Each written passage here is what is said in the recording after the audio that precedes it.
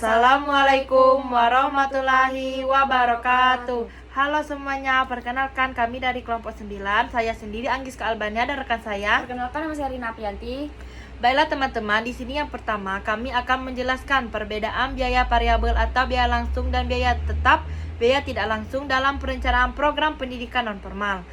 Biaya variabel atau biaya langsung adalah biaya yang berubah seiring dengan jumlah peserta atau kegiatan yang dilaksanakan. Biaya ini langsung berhubungan dengan pelaksanaan program dan dapat dihitung berdasarkan intensitas atau jumlah kegiatan yang dilakukan. Contoh biaya variabel dalam program pendidikan non-formal antara lain: yang pertama, biaya pengajaran atau honorarium pengajaran yang dibayar per jam atau per sesi. Yang kedua, biaya bahan ajar, misalnya seperti buku atau materi pelatihan yang dibutuhkan peserta. Dan terakhir, biaya konsumsi peserta dalam kegiatan tertentu, seperti makanan dan minuman untuk setiap peserta.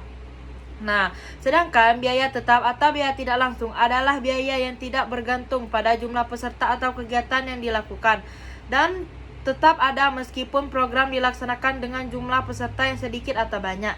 Biaya ini mencakup biaya yang diperlukan untuk mendukung kelancaran program secara keseluruhan. Contoh biaya tetap dalam perencanaan program pendidikan non-formal antara lain: yang pertama, sewa tempat untuk pelaksanaan program yang tetap meskipun jumlah peserta berubah. Yang kedua, biaya administrasi seperti gaji staf administrasi atau biaya operasional kantor yang tetap.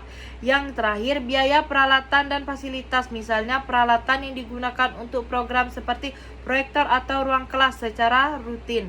Selanjutnya, yang kedua itu kenapa perlu merencanakan rencana keuangan atau budget dalam perencanaan program pendidikan non-formal. Jadi, merencanakan rencana keuangan atau budget dalam program pendidikan non-formal sangat penting untuk beberapa alasan. Yang pertama itu mengatur pengeluaran. Dengan merencanakan anggaran, pengelola program bisa mengontrol pengeluaran agar tidak melebihi dana yang tersedia. Yang kedua itu menjamin efisiensi penggunaan dana. Jadi program pendidikan non-formal itu sering kali memiliki keterbatasan dana dan dengan anggaran yang jelas, setiap alokasi biaya dapat lebih efisien dan efektif.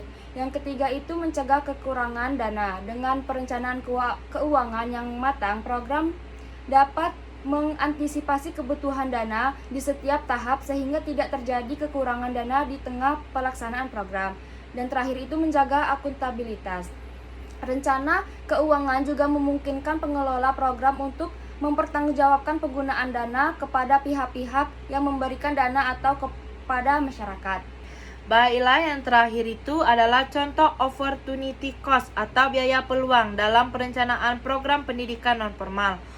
Opportunity cost atau biaya peluang adalah biaya yang dikeluarkan atau hilang karena memilih satu pilihan, sementara pilihan lain bisa memberi hasil yang lebih baik. Dalam perencanaan program pendidikan non-formal, contoh-contoh opportunity cost biasa berupa: yang pertama, pemilihan lokasi program. Jika program pendidikan non-formal dilaksanakan di suatu lokasi tertentu, ada biaya peluang terkait lokasi yang lebih strategis atau lebih murah namun tidak dipilih. Misalnya, memilih lokasi yang lebih dekat dengan peserta, tetapi lebih mahal dibanding dengan tempat yang lebih jauh namun lebih murah. Yang kedua, waktu pelaksanaan program. Waktu yang digunakan untuk satu program tertentu bisa menyebabkan peluang lain hilang. Misalnya, jika program pendidikan non-formal dilaksanakan pada tempat waktu yang bersamaan dengan program lain yang lebih besar atau lebih menguntungkan, maka biaya peluangnya adalah kehilangan kesempatan untuk mengikuti atau melaksanakan program tersebut. Dan terakhir, pemilihan penggunaan metode pengajaran. Jika dalam program pendidikan non-formal menggunakan metode pengajaran tradisional seperti tatap muka, padahal seharusnya bisa menggunakan teknologi seperti kelas online, maka biaya peluang adalah kehilangan efisiensi biaya dan jangkauan peserta yang lebih luas.